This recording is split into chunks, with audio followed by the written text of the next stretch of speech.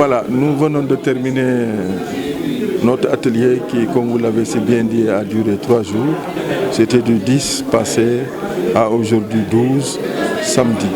3 jours d'intenses activités qui nous ont permis de réfléchir sur l'avenir du bassin à travers le document diagnostic qui nous a été soumis et qu'on a pu effectivement amender après plusieurs interventions en termes effectivement d'enrichissement d'éléments nécessaires pour que nous formulions enfin la vision stratégique pour le développement du bassin du fleuve Sénégal. Et je suis très heureux de constater ici que tous nos pays sont présents. Le Mali, par ses délégués et ses directions nationales en charge de l'aménagement, de la coopération et du développement. La Mauritanie également, ainsi que la Guinée, notamment dans la zone du Fouta Djallon, Mamou et la région de l'Abbé. Remercier l'UMOA qui nous a accompagnés dans le processus depuis le début. Il y a 2 ans à Bakel, en 2021, on lançait donc l'élaboration du statut. Aujourd'hui, c'est chose faite. Nous sommes en train, en tant qu'autorité de nos localités, des différents territoires du bassin, d'écrire les plus belles pages de l'histoire du bassin. Cette histoire va retenir qu'à un moment donné, qu'il y a eu des hommes et des femmes qui se sont organisés dans ce bassin en réseau qu'ils ont appelé bassin du fleuve Sénégal et qui ont travaillé à voir aux côtés de nos États, qu'est-ce qui est possible encore d'être fait pour accélérer le développement, la croissance et faire enfin du fleuve Sénégal une très grande métropole économique où il fera bon vivre pour tout le monde.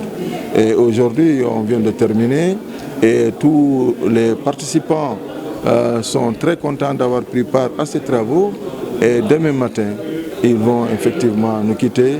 On se donne rendez-vous pour les autres prochaines étapes. Parce qu'après la validation, il va rester effectivement la rédaction du document définitif. Sur la base de ce dernier, nous allons écrire les projets importants qui doivent rythmer désormais, je dis bien, la coopération transfrontalière.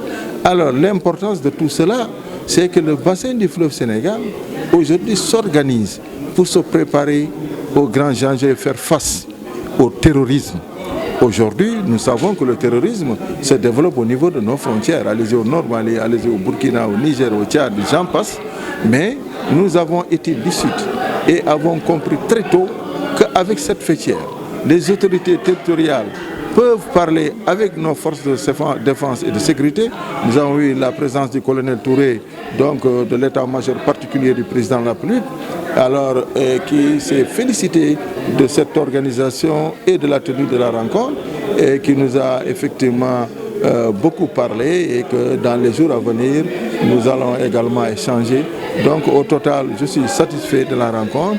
Nous avons obtenu de très bons résultats et les partenaires également sont engagés à nous accompagner pour financer ce programme. Je sais que l'UMOA est en train de s'organiser pour mobiliser avec les fonds qataris, la fondation du roi du Maroc, mais également avec les fonds d'Abu Dhabi, pour que cette grande fêtière qui comprend 368 communes entre 4 pays, c'est inédit, qui a été créé à mon initiative en 2016, puisse enfin réaliser des projets dans cette zone névralgique de nos territoires, n'est-ce pas, au niveau des 4 pays.